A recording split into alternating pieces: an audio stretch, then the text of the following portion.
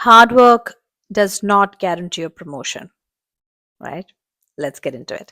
Hi, guys, welcome back. This is Hansa here from Hans Learning Solutions. And today I want to discuss a little bit about this need for people to understand that, okay, I am extremely talented, I'm extremely hardworking, I give it 100%, I've come into this company for X number of years, and so that equals to a promotion. No. In my experience of 12 years that I've worked with corporate and companies, I can tell you very, very clearly I've been in HR, I've been in global teams, and the number one thing that I have seen people get promoted on is not hard work. Don't get it twisted. It's not talent alone. Okay. Let me tell you why. And the thing is, the problem is the misconception that people have a lot of times is that, okay, I'm extremely talented, I'm getting the highest rewards, highest scores, I am a top performer, I'm going to get the promotion. I'll be honest with you, most of the time, top performers don't get promoted. I know it's a shocking thing to say, but it is the reality. And I'm sure I can do some more analysis on it, maybe do another video and explain more. But for today, I'm going to explain on a very generic level what exactly leadership is looking for. And you'll be baffled. And a lot of the times people say, that one who doesn't do as much as me got promoted, or this one is lazy, laid back, and that one got promoted, or this one is political or favoritism got this one promoted. And I get it, right? These things are happening, and I'm not saying they're not, but I was one of those believers when I started my career that, I'm going to work extremely hard, I'm going to give 1,000,000%, and I am going to get all the promotions and accolades. It didn't happen a lot of the times, trust me. So the lessons I've learned, I thought today I will break it up into four parts and explain some of the top things that do matter to grow, develop, not just in promotion, but maybe even from a career perspective overall, from a salary perspective, from recognition perspective. These are some of the four aspects that I can definitely highlight that can definitely relate to you and hopefully help you as well. Let's get into it. Okay, so I can give you an example of where I've seen promotions happen a lot. And there was this one employee in a team. And when I was managing employee relations and I was managing HR, I was noticing that whenever performance review time was coming around, this is where promotions were being discussed a lot, and I was taking care of it. I was the SME, so I would actually go through with our heads of our departments, and with the sometimes even our president was involved as well, on how we were identifying promotions for the year by department, by teams, what were the criteria, right? So yes, performance plays a crucial role to an extent, sure. That is understanding and a given. So you have to be definitely a good performer. You've had a good record. That plays a certain role, yes. But the key word, certain role, okay? We look at a lot of other aspects. And believe it or not, especially for somebody who is moving up into a management position or a middle management or an upper middle management position, all these roles, the number one criteria that is seen after making sure that you're performing well, you're a good performer, is your ability to work with other people. It is not written anywhere in your performance review, right? This is something that is being assessed in what is called high potential. So if you are being identified in the high potential group, it basically is these aspects. So you will notice that people who network well in organizations, and that networking could be colleagues, managers, leadership, they have the ability to do good presentations, they have the ability to interact with others, they talk really well, they present themselves well, even if, this is a key part, even if they did not do the work for a particular project, but if they have made sure to convey the message that they were part of it in some way, or this was their contribution in the project, even if it's very little bit, they end up getting a lot of credit, because the guy who's doing all the work is probably not networking, is probably not talking about it.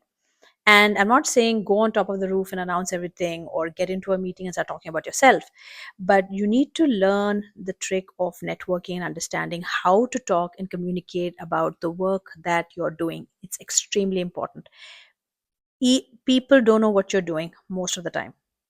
They have an idea, but think about yourself, right? Like if you're sitting in, let's say, marketing, and if you look at somebody in finance department, I guarantee you, you have no clue what they're doing unless they're your friends, unless you have somebody in that team that's working there who's updating you. That's where networking helps a lot.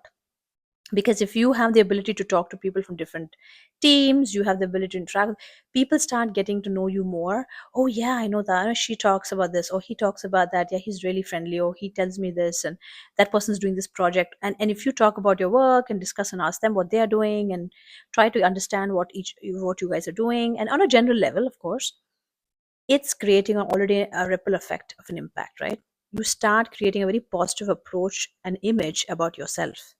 You've already created that now for 10 people more to get to know you. Versus if you don't talk to anyone, they might know you on a general level, but don't really know much about your work unless there is a big announcement of some sorts, which doesn't really happen that often.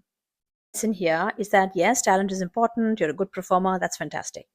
Build relationships with teams and leadership. This is the second most important aspect of developing in your career. Learn to do that. Become a natural born communicator. I'm not saying you need to bond. So see, I think as a person myself, I'm an introvert. If I have to talk about it, like you won't see me in a group of unknown people starting to start talking to everybody. No, I'll probably be the quiet one. I take my time, but yes, in an office environment, when it comes to projects, if I get to interact with other teams, I make it a point to go and get to know people, or I take out time and find out how they're doing, or drop in and say, hey, how is the project going? If they have also worked with me on something. So what that starts building is your reputation of working with people, listening to others, understanding what they're doing. You are making that extra effort. That makes a big difference. The other thing to keep in mind, the next aspect would be how you master organizational, what do I say, interactions and politics. So, promotions don't always go, like I mentioned, to one aspect or two aspects of how you are as a person. Also, is about your ability to effectively handle work dynamics. So, whether that be managing conflict or your ability to understand complicated projects and stepping in when needed and helping, your ability to lend a hand when somebody just surprisingly finds you helping them and you are going out of your way to some extent, right? So, all of these are signs of a good leader, of someone who knows how to find a scenario and work towards it rather than just jump in the boat and then talk and then come back and explain something. So, you need to be able to get into it, understand it. That person has the ability to do that. And I can give you a quick example. Okay. I remember working with this person, and amazing, actually, really been there, worked a lot, knows a lot of teams, been in the company for a while. So that, of course, definitely helps a lot, right?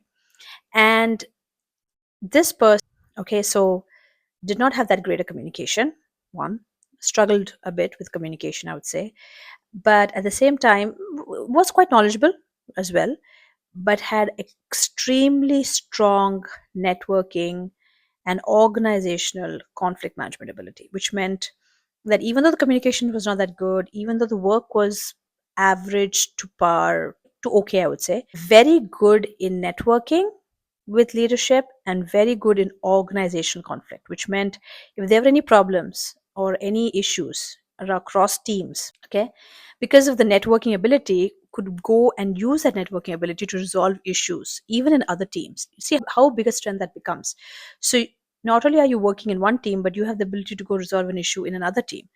And I was very impressed with that because I thought this person's communication isn't that great. And they don't really have that much of a strong hold. It's not like they're expert at anything. They just kind of seem fine at their work. They're like, okay. But their biggest strength is the networking and the conflict management, and that gives you a lot of brownie points. So, because of the networking and the management ability, I saw this person grow really quickly and really was able to control a lot of the things happening to them, and we're able to also take decisions and have a strong voice and say, listen, I don't think this is right, or I feel it should be this way.